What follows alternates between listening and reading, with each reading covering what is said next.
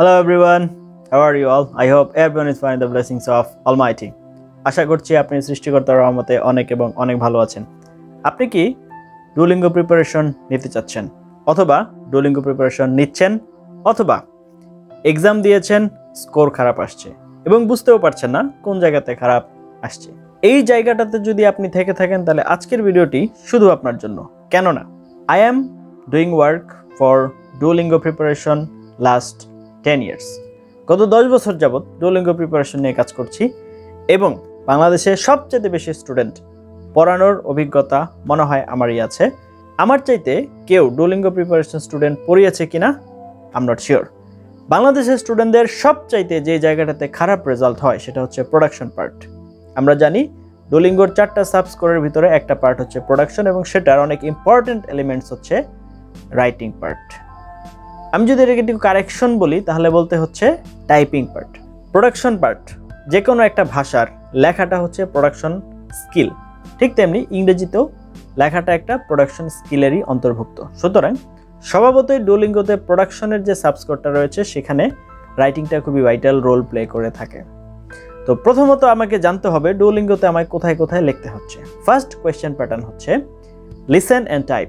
এখানে আপনাকে মোটামুটি 10 থেকে 12 ওয়ার্ড বা 15 ওয়ার্ডের মধ্যে একটা লাইন আপনি শুনবেন, শুনে আপনাকে সাথে সাথে ওটা টাইপ করে দিতে হবে। এই কোয়েশ্চেন প্যাটার্নটা একবার, দুইবার, তিনবার পর্যন্ত আসতে পারে আপনার ফুল টেস্টের ভিতরে। Question number 1। কোয়েশ্চেন নাম্বার 2, আপনাকে হচ্ছে একটা ছবি দেওয়া হতে পারে না, দেওয়া হবে, একটা ছবি দেওয়া হবে। সেই ছবির এগেইনস্টে আপনাকে 1 or more লাইনস লিখতে হবে।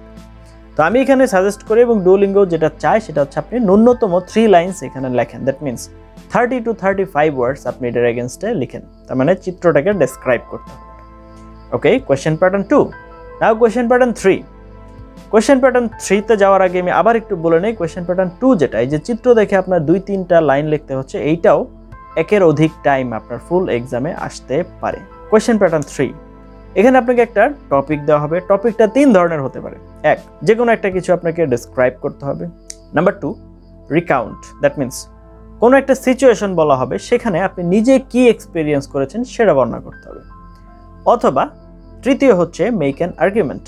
এই 3 টাইপের কোয়েশ্চেনের যে কোনো একটা কোয়েশ্চেন হচ্ছে আপনার আসতে পারে এবং সেটার এগেইনস্টে আপনাকে অ্যাটলিস্ট 50 ওয়ার্ডস টাইপ করতে হবে।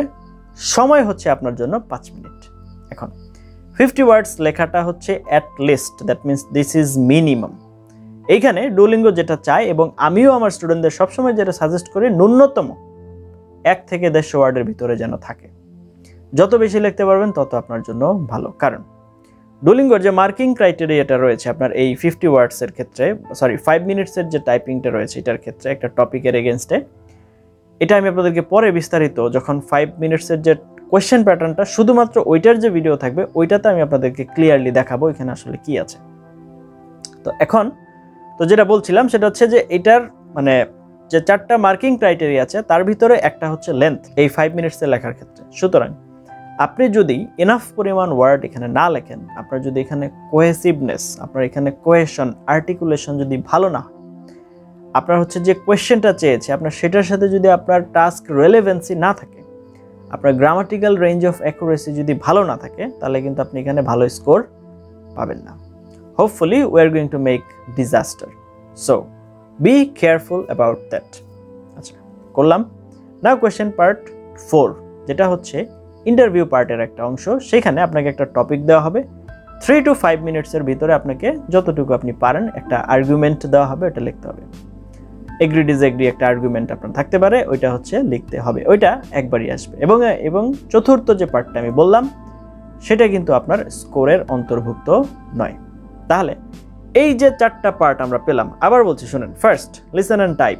দেন describe a picture within 1 or more lines. Then describe an argument, describe a topic or recount on your experience. এই 3টার ভিতরে যে কোনো একটা টপিকে আপনাকে 5 মিনিটসের ভিতরে ন্যূনতম 50 ওয়ার্ডস, সর্বোচ্চ 150 পর্যন্ত আপনার মানে যাওয়া উচিত।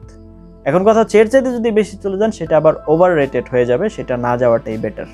আচ্ছা ঠিক আছে, এর ভিতরে থাকলাম। এবং 4th হচ্ছে একটা টপিক থাকবে 3 to 5 মিনিটসের ভিতরে আপনার চেষ্টা করতে হবে যতটুকু আপনি পারেন। মোর লাইকলি একটা আর্গুমেন্ট আসার কথা। এই যে 4 ধরনের লেখার যে জায়গাটা, এই লেখার জায়গাটাতে কারা ভালো করবে, কিভাবে আমরা বেসিক ডেভেলপমেন্টটা করব, প্রতিদিন আমার কি কি কাজ করা উচিত, কিভাবে করলে আমি এই 4টা কোয়েশ্চেন প্যাটার্নে মোটামুটি ভালো করব এবং প্রোডাকশন পার্টে আমি একটা ভালো স্কোর করতে পারবো, সেটাই আমি এখন আপনাকে বলতে যাচ্ছি। অলওয়েজ মাথায় রাখবেন, practice makes a man perfect. That means গাইতে গাইতে গায়ন হয়। এইখানে আমাদের এই কোয়েশ্চেন প্যাটার্ন অনুযায়ী আমি যেটা বলবো সেটা হচ্ছে লিখতে লিখতে লেখক হয়। আপনাকে অবশ্যই এটা মাথায় রাখতে হবে এবং আপনাকে মানতে হবে, আপনি যদি ডুওলিঙ্গো এক্সামে ভালো করতে চান that means you must type. কারণ ডুওলিঙ্গো এক্সামটা কিন্তু আপনি হাতে দিতে পারবেন না, যেহেতু আপনাকে এখানে লিখতে হবে, লেখার সুযোগ নাই, এখানে আপনাকে কি করতে হবে, টাইপ করতে হবে। That means from now on, এই মুহূর্তে আপনি আমাকে দেখছেন, এখন থেকেই মানে জাস্ট ভিডিওটা শেষ হওয়ার পর থেকেই আপনার লেখা শুরু করে দেওয়া উচিত। দ্যাট মিনস টাইপ শুরু করে দেওয়া উচিত, আমি যেটা বোঝাতে চাইলাম আর কি। তো এখন টাইপ কিভাবে করবেন, 4টা কোয়েশ্চেন প্যাটার্নের জন্য 4 রকম প্রিপারেশন আপনি নেবেন। নাম্বার 1 ছিল listen and type. That means প্রতিদিন আপনি যেটা করবেন যে একটা করে সব সেন্টেন্স শুনবেন, ভিডিওটা পজ করবেন, লিখবেন বা টাইপ করবেন। একটা করে সেন্টেন্স শুনবেন, ভিডিওটা পজ করবেন বা অডিওটা পজ করবেন, যেখানে আছে পজ করে টাইপ করবেন। আপনি খেয়াল করার চেষ্টা করবেন যে আপনি যেটা শুনছেন সেটা আপনি কতক্ষণ কন্টেইন করতে পারছেন, ধারণ করতে পারছেন কতক্ষণ, এবং পরবর্তীতে আপনি সেটা কতটুকু টাইপ করতে পারছেন, কয়টা ওয়ার্ড আপনার মিসিং হয়ে যাচ্ছে। কারণ আমার স্টুডেন্টরা অহরহই আমাকে বলে যে স্যার আমি তো বুঝি কি বলছে, আমি বুঝতে পারছি খুব ভালোভাবেই, কিন্তু আমি যখন টাইপ করতে যাচ্ছি মাঝখান থেকে 1-2টা ওয়ার্ড মিসিং হয়ে যাচ্ছে। এই প্রবলেমটা আপনারও হবে যদি আপনি ইনাফ পরিমাণ প্র্যাকটিস না করেন। I hope you will mark my word. Now second one, picture দেখবেন, পিকচারকে ডেসক্রাইব করবেন। এখন পিকচারের যে কোনো ধরনের পিকচারের 3টা লেয়ার থাকে, front, ground, prime object and background. 3টা লেয়ার থাকে। একদম ফার্স্টে কি দেখা যাচ্ছে, তারপর মেইন অবজেক্টটা কি, এবং মেইন অবজেক্টের পিছনে কি দেখা যাচ্ছে। এই ধরনের বিষয়গুলো দেখে আপনার নিজে নিজে প্রতিদিন চর্চা করার চেষ্টা করতে হবে। নিজে নিজে হচ্ছে আপনার লিখতে হবে যে একটা পিকচার যে আমি দেখলাম এটা 2 লাইনে কিভাবে আমি প্রকাশ করব। প্রতিদিন অন্তত 2-3টা পিকচার নিজে নিজে লেখার চেষ্টা করতে হবে। এখন ঝামেলাটা হচ্ছে রাইটিং এর ক্ষেত্রে সবচেয়ে বড় যে ঝামেলা, নিজের ভুল নিজে ধরা যায় না, একজন এক্সপার্ট হেল্প লাগে। আমি নিজেও যখন আমি প্রিপারেশন নিয়েছি আমার রাইটিং এর ভুল আমি নিজে ধরতে পারি নাই। It's impossible, it's not possible by anyone. এটা কারো দ্বারা সম্ভব হয়নি, আপনার দ্বারাও হবে না। কোনো না কোনো এক্সপার্ট ওপিনিয়ন আপনার নিতে হবে, বিশেষ করে রাইটিং পার্টটার জন্য এবং স্পিকিং পার্ট। মূলত প্রোডাকশন পার্টটা নিজের ভুল নিজে ধরা যায় না। তারপরেও আমি আপনাকে বলছি বেসিক প্রিপারেশনটা আপনি কিভাবে নেবেন। যে কোনো একটা ছবি দেখবেন এবং নিজে নিজে সেটাকে ডেসক্রাইব করার চেষ্টা করবেন। প্রতিদিন কমপক্ষে 2-3টা। এভাবে করতে করতে আপনার ভিতরে এটার একটা হ্যাবিচুয়েশন তৈরি হবে, অ্যাকাস্টমড হবেন আপনি এটার সাথে। এরপর যেটা আসে সেটা হচ্ছে মোস্ট ইম্পর্টেন্ট এবং আমাদের বাংলাদেশের স্টুডেন্টরা যেখানে সবচেয়ে বড় প্রবলেম ফেস করে, এটা হচ্ছে 5 মিনিটসের যে রাইটিংটা, অ্যাটলিস্ট 50 ওয়ার্ডস এবং হাইয়েস্ট আমি বলছি 150 পর্যন্ত আপনি যেতে পারেন। এইখানে যে 3 ধরনের টপিক থাকে, এই 3 ধরনের টপিকের যে আর্টিকুলেশন কেমন হবে, বডি পার্টস কেমন হবে, কিভাবে একটা আর্গুমেন্ট ডেভেলপ হবে, কিভাবে সাপোর্টিং সেন্টেন্স দিতে হয়, কিভাবে এক্সাম্পল নিয়ে আসতে হয়, কিভাবে কোহেসিভনেসটাকে মেনটেন করতে হয়, কিভাবে হচ্ছে আপনার কোহেশন মেনটেন করতে হয়, কিভাবে হচ্ছে আপনার লিঙ্কার্সগুলোকে ইউজ করতে হয়, এই জায়গাগুলোতে অনেক এবং অনেক সমস্যা। এই ক্ষেত্রে আমি যেটা বলবো সেটা হচ্ছে আর্গুমেন্টেটিভ এসে। আপনি যদি লিখে গুগলে সার্চ করেন যে এসেগুলো পাবেন, এগুলো আপনাকে প্রতিদিন কমপক্ষে 2টা করে টাইপ করা উচিত দেখে দেখে।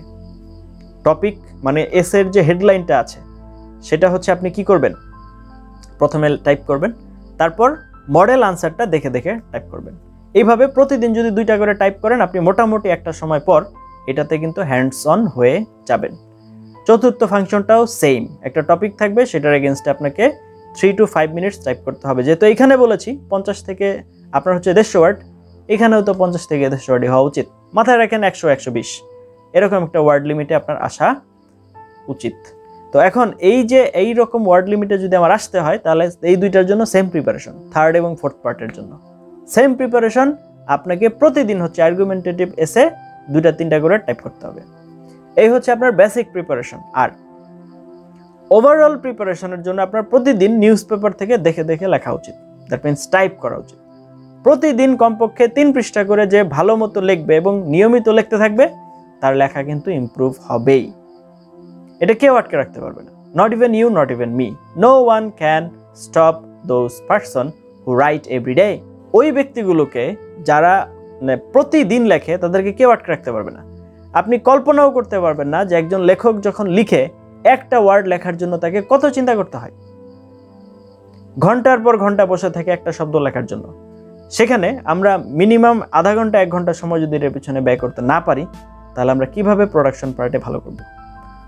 ওভারঅল ডুওলিঙ্গো টেস্ট কঠিন কোনো কিছু না। এটা টেকনোলজি এবং আপনার ভাষা দুইটা স্কিলের সমন্বয়ে আপনাকে অ্যাচিভ করতে হবে।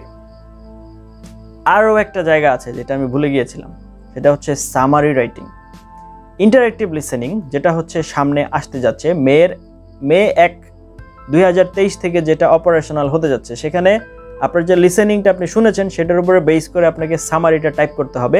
সেটাও কিন্তু একটা কোয়েশ্চেন প্যাটার্নের ভিতরেই পড়ে, টাইপিংয়ের বা রাইটিংয়ের। তো ওইটাও কিন্তু আমাদের টাইপ করতে হবে। তো এগুলো প্রত্যেকটা পার্ট নিয়ে লিসেন অ্যান্ড টাইপ, এটা কিভাবে সলভ করবেন অলরেডি করা আছে। আপনার হচ্ছে কিভাবে আপনি যে ছবি ডেসক্রাইব করবেন সেটার লেসন করতে হবে। তারপর হচ্ছে আপনি 5 মিনিটসের ন্যূনতম 50 ওয়ার্ডস এই যে টপিকটা কিভাবে সলভ করবেন সেটাও করতে হবে।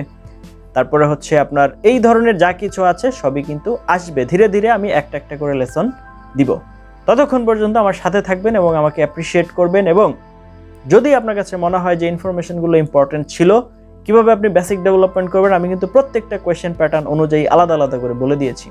সুতরাং এই জিনিসগুলো মাথায় রেখে প্র্যাকটিস করার চেষ্টা করুন এবং please please and please write every day. মাথায় রাখবেন একটা কথা আছে, বিশ্বাসে মিলায় বস্তু, তর্কে বহুদূর। আপনি যদি বিশ্বাস করেন, নিজের উপরে ভরসা রাখেন, আপনি পারবেন। First you need to believe on yourself, then the rest of the world will believe on yourself. আপনাকে আপনার নিজের উপরে ভরসা রাখতে হবে। আপনি যদি নিজের উপরে ভরসা রাখেন, তাহলে বাকি পৃথিবীও আপনার উপরে ভরসা রাখবে। এবং আমি আপনার উপরে ভরসা করি, আপনি পারবেন। ততক্ষণ পর্যন্ত সাথে ছিলেন তার জন্য ধন্যবাদ। Let's meet you some other video. Till then have a nice time. আসসালামু আলাইকুম।